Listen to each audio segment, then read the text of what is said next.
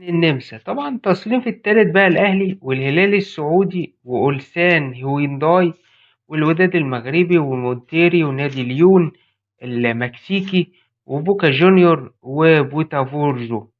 التصنيف الرابع بقى أورو ريد ديمونيدز والعين والترجي والتونسي وسان داونز وباتشوكا وسياتل ساوندرز واوكلاند سيتي وانتر ميامي. يعني النادي الاهلي لو مثلا وقع بقى، مفيش بقى اوكلاند سيتي كل سنه بقى يروح يرازع اوكلاند سيتي وهوب يلاقي نفسه بيلعب على التالت والرابع، يخش ايه، يقابل فرقه من اسيا، يغلب الفرقه اللي من اسيا، ياخد تالت ويقول لك ايه النادي الاهلي حقق انجاز. مفيش الكلام ده يا جماعه.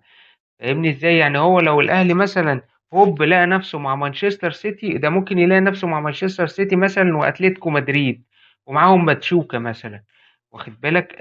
ولا اي فرقه بقى باتشوكا ولا